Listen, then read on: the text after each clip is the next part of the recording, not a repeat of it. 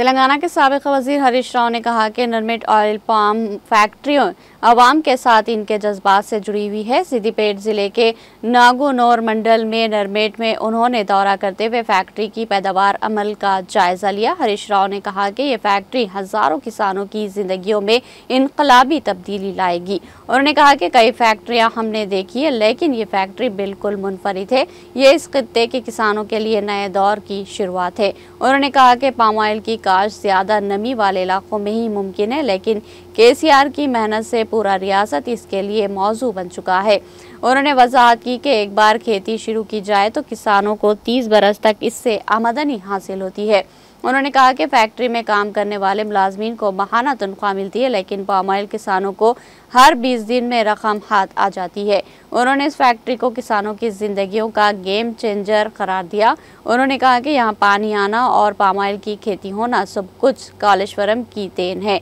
5 जून 2022 को रामचंद्रपुर में पहला पौधा लगाते वक्त हमने सबको ये भरोसा दिया था कि ये हमारी जिम्मेदारी है। इसी यकीन पर किसानों ने काश्त की शुरुआत की। उन्होंने कहा कि इस फैक्ट्री से अतराफ के 5 अजला के किसानों को फायदा पहुंचेगा। पौधे लगाकर पाम ऑयल की खेती शुरू करने और फैक्ट्री कायम करने का सहरा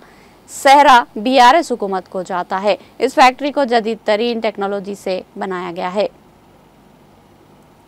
మొదట్లో చాలా తిప్పలుండే పామ్ ఆయిల్ పెట్టురు బై అని నింబడబడితే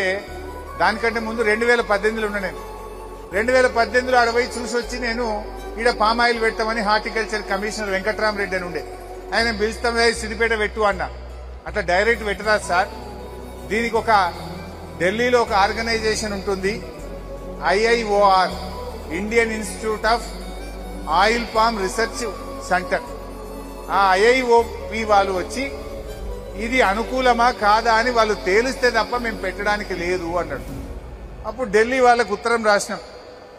రాస్తే ఆ IIOPR సంస్థ వాళ్ళు సైంటిస్టులు సిద్దిపేటకు వచ్చి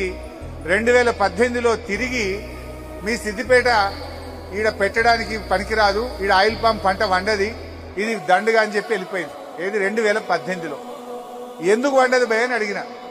గాలిలో తేమ శాతం తక్కువ ఉన్నది అన్నాడు మీకు తెలుసు 2019-20లో కాళేశ్వరం నీళ్లు రంగనాయక సాగర్లో పడ్డాయి మల్లన్న సాగర్లో పడ్డాయి మీద అంతగిరిలో పడ్డాయి కిందికి కొండపోచమ్మలో పడ్డాయి మన పెదవాగులో పోసి చెక్ డ్యాములు నింపినాం ఇటు మందపల్లి వాగు చెక్ డ్యాములు నింపినాం అటు చెరువులు నింపినాం 2020 సంవత్సరంలో ఎండాకాలంలో కూడా నంగునూరులో చెరువులు మొత్తంలో దుక్కినాయి కూడెల్లి వాగులో పోయినాయి హల్దీ వాగులో పోయినాయి దాంతో గాలిలో తేమ శాతం పెరిగింది తేమ శాతం పెరిగినాక అప్పుడు మళ్ళీ పిలిచిన వాళ్ళని 2021 సంవత్సరంలో IIOPR సంస్థ Indian institute of oil palm research centre ఢిల్లీకి వెళ్ళి పిలిస్తే వచ్చి 2021లో చూసి బరాబర్ వంటది సార్ ఇప్పుడు పెట్టు సార్ అన్నాడు వాడు అంటే 2018లో పండదని చెప్పిపోయిండు 2021లో వస్తే పండుతుంది సార్ సూపర్ వంటది అన్నాడు ఎందుకు ఆ మార్పు ఏంది ఆ మార్పు కాళేశ్వరం ప్రాజెక్టు కేసీఆర్ కలల ప్రాజెక్టు కాళేశ్వరం ప్రాజెక్టు వల్ల